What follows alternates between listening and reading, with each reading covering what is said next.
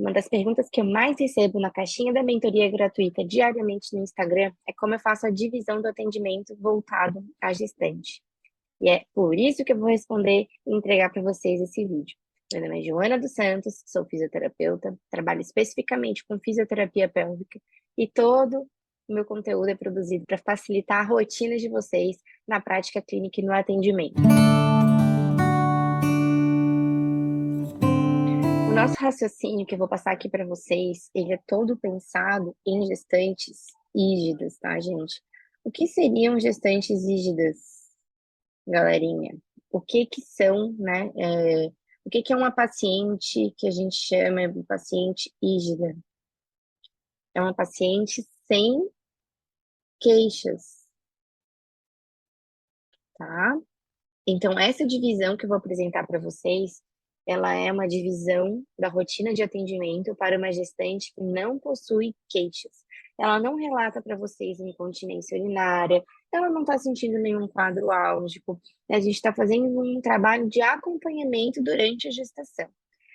Se, porventura, agora, né, no momento da primeira consulta ou no decorrer do seu acompanhamento, ela apresentar alguma queixa que vá fazer com que você altere essa frequência, não tem problema nenhum. Não é um protocolo fechado.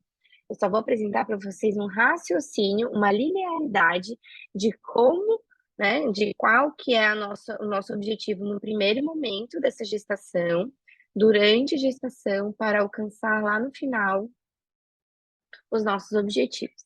Lembrando que o final do acompanhamento à gestante não é a via de parto, tá? E sim é o pós-parto. Esse é um dos grandes erros do fisioterapeuta no acompanhamento à gestante, onde só visa o episódio que antecede o pós-parto, que é a experiência do parto. E não é apenas o parto via vaginal que recebe o nosso acompanhamento. A gestante que deseja ou precisa ser encaminhada a uma cesárea também deve passar pelo nosso acompanhamento, porque o nosso trabalho ele não visa apenas o parto, e sim toda a melhora da experiência da gestante durante o período gestacional, como também uma melhor condição clínica no pós-parto. O acompanhamento na fisioterapia, o acompanhamento especializado voltado ao assoalho pélvico durante toda a gestação reduz a chance, por exemplo, da incontinência urinária no pós-parto, que é uma queixa tão normalizada, né? Então, eu preciso dessa abordagem, certo? Então, é por esse desenho, dessa linearidade, que eu vou mostrar para vocês como que eu conduzo, como eu ensino os meus alunos, como eu mostro, como eu apresento esse raciocínio pautado nas evidências, que eu não vou conseguir explanar aqui para vocês, porque o objetivo desse vídeo, ele é bem linear em torno do que fazer. Eu quero mostrar para vocês o que fazer no primeiro, segundo, terceiro e quarto trimestre, mas eu recomendo fortemente que vocês façam a leitura dos artigos e dos documentos que eu estou colocando aqui nos comentários do vídeo, tá? Não esqueçam disso.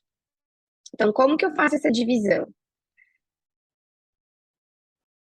A gente divide, gente, de acordo com os trimestres gestacionais. O primeiro trimestre, segundo trimestre, terceiro trimestre e quarto trimestre. Como assim quarto trimestre, Joana? Vai ficar louca.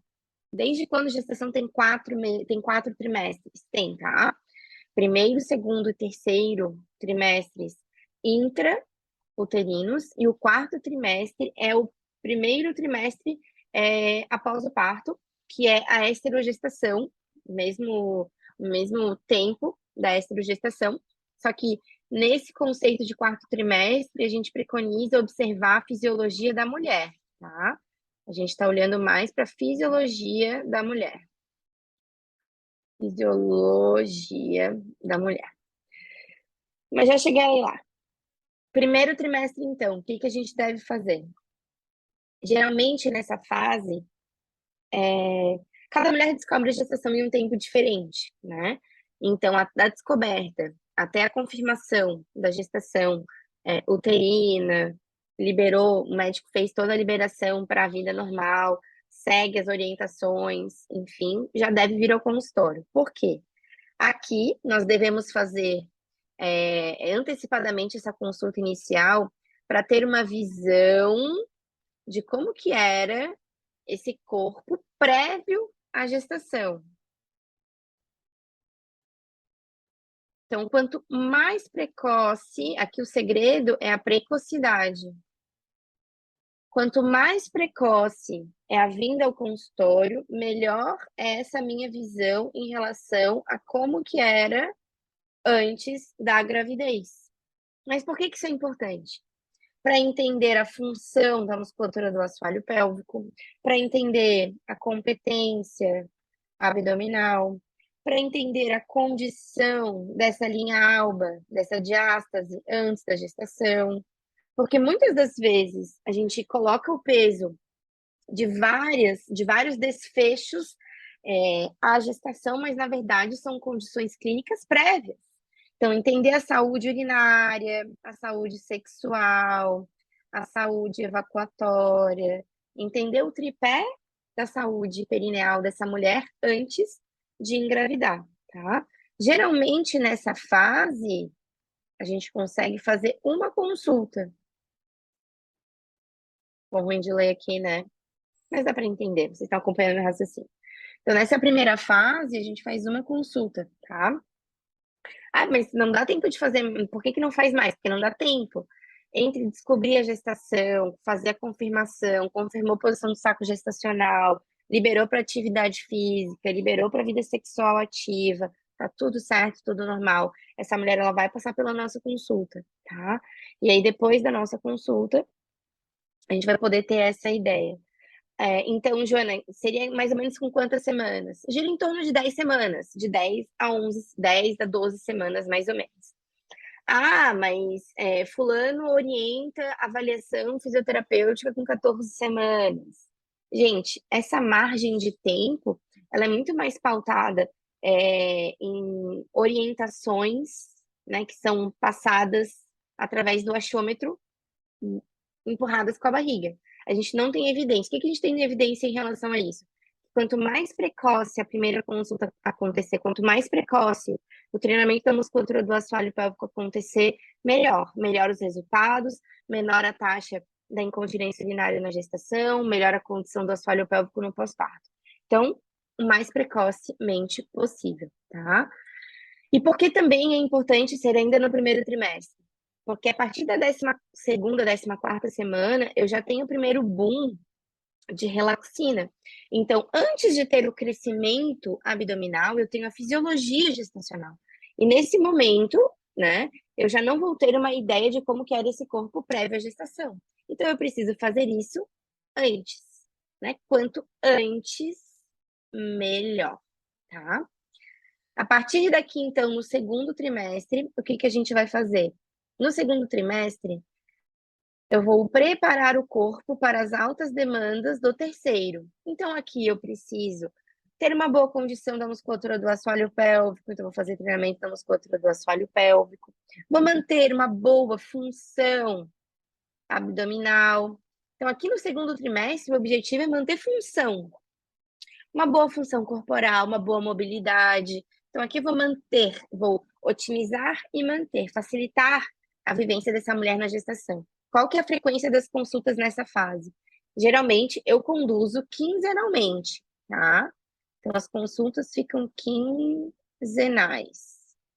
Se a gestante fizer os 150 minutos de exercício semanais, se ela executar o treinamento da musculatura do assoalho pélvico em casa, se seguir sem queixas, tá?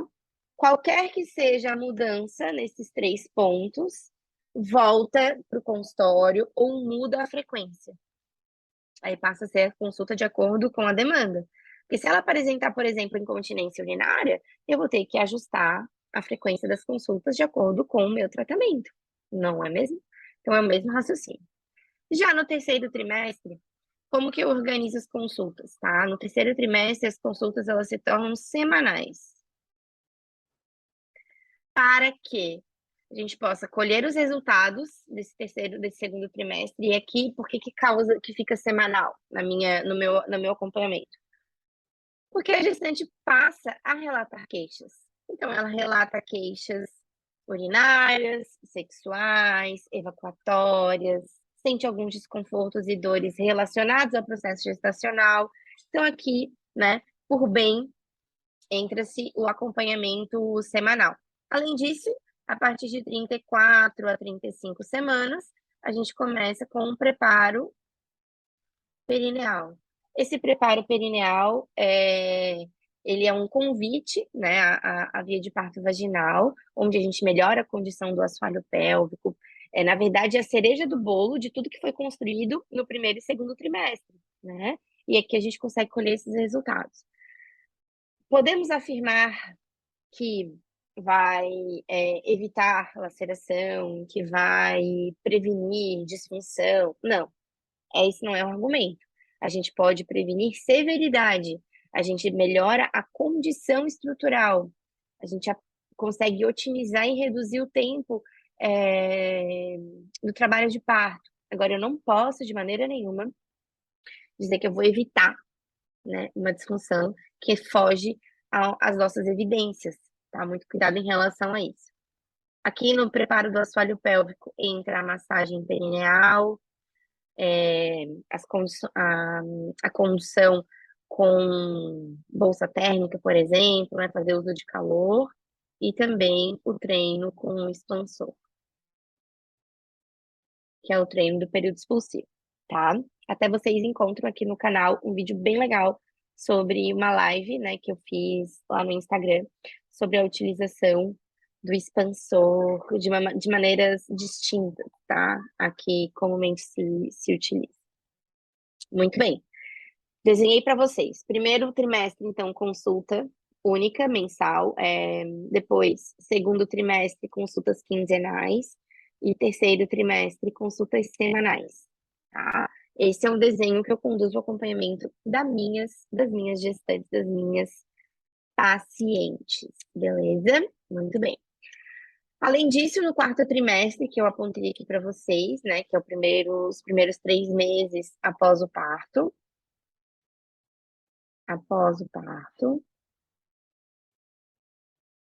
aqui eu recomendo que vocês façam a primeira consulta dessa gestante, dessa puérpera, no caso. O ideal é que essa consulta ela aconteça, a gente tem 2 objetivos, né? No pós-parto imediato, para observar e ter abordagens diretas à cicatrização, melhora da condição estrutural, redução de edemas, enfim, coisas bem objetivas. E depois, a médio prazo, pensando na reestruturação, na reorganização corporal nesse pós-parto. Então, a gente tem 2 objetivos iniciais. É legal que a primeira consulta aconteça do pós-parto, né, do primeiro dia de pós-parto até o 10º dia. E, geralmente, essa consulta ela é domiciliar ou intra-hospitalar e intra-maternidade. E depois, de 30 a 45 dias em consultório, tá? Por que ficou graus, né, mas eu disse. Por que que eu recomendo que seja organizado dessa forma, tá, gente? Parece ser um desafio muito maior consultar uma puérpera, mas orientem essa mulher. É muito mais fácil fazer a gestão de tempo e levar o bebê ao consultório num ambiente controlado e tranquilo, junto junto à puérpera, junto a essa mulher, do que deixar essa consulta para acontecer 3, 6 meses após o parto, onde a criança já está demandando atenção, dormindo muito menos e acaba não colaborando, né, não sendo um momento tranquilo para fazer essa consulta que é voltada à saúde dela e tão importante nesse pós-parto. Lembrando, né, que na visão máxima de possibilidade, aqui no pós-parto, o ideal é que a consulta seja antes de retornar à atividade física, para avaliar a função abdominal e função do assoalho pélvico. Fiz esse desenho para vocês, espero que tenha ficado bem claro, tá? Agora que você chegou até aqui, salta joinha, comenta no vídeo, compartilha com o pessoal e não se esquece de se inscrever aqui no canal, porque eu tô sempre subindo vídeos novos para vocês, tá certo? Até breve, pessoal.